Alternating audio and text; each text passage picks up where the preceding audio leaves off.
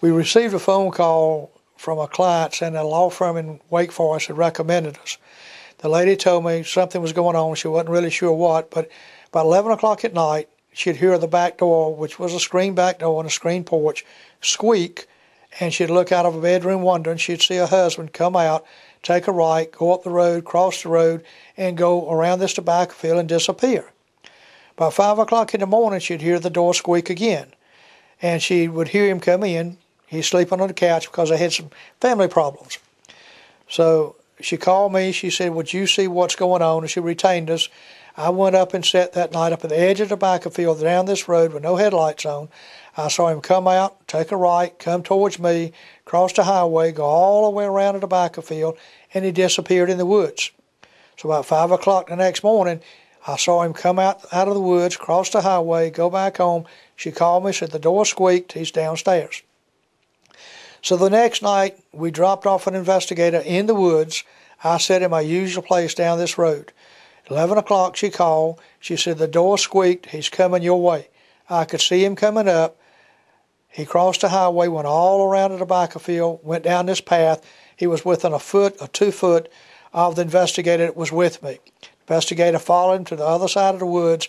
There was a light on, indicating to us that the husband must be gone. She had the light on, telling him it was okay to come in. There was no problem. He went in, lights went off on the back porch. 5 o'clock, he comes out, light comes on, he comes back through the woods, within a foot, 2 feet of my investigator, comes by me, never sees me, he goes back home.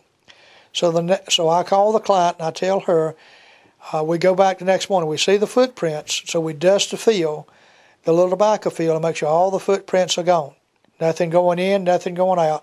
So we call the client and ask her, would she cut one of the shoes in a V-shaped pattern so we could distinguish it was his shoe and no one else's shoe. So she told me she did. I told her not to tell me which shoe or which foot.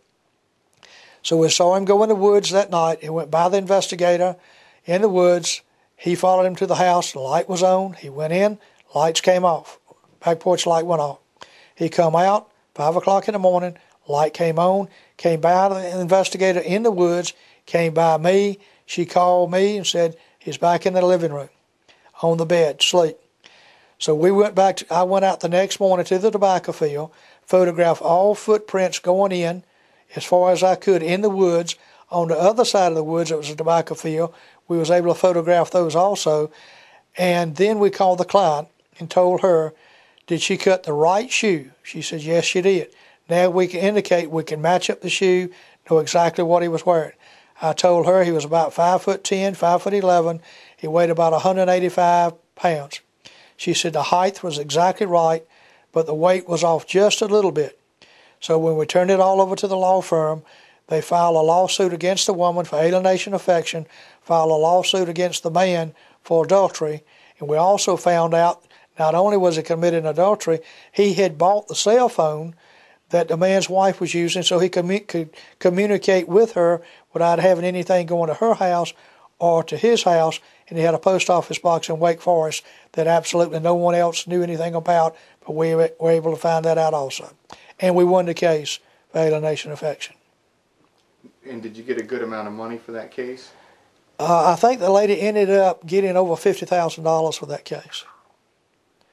And the case we had down somewhere else in the eastern part of North Carolina, we got somewhere close to $500,000. That was an unusual case. Right, right. So if you're gonna try to investigate for adultery or alienation of affection, you need to make sure there's some money to be had. Yeah, you need to run a background check on the man or the husband or wife. If you're going to sue either one of the two, you need to run a background check to determine, if the person's worth any money before you sue them. If they're only worth $2,000 or $3,000, the lawyer is going to cost you more than that to take them to court for alienation affection. If they're worth $50,000, $100,000, $150,000, $200,000, then it's worth suing the person for damage and breaking up the marriage, because the state of North Carolina allows you to do that because of the mental stress that you've gone through. I had a client several years ago. He'd lost 65 pounds before we were able to get it to court because of stress they put him under. The doctor put him on Valium because he was under so much stress because of what his wife was doing.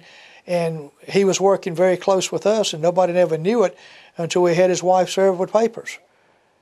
So all that stress of knowing what she's doing or he's doing can really stress a person out in a big time way.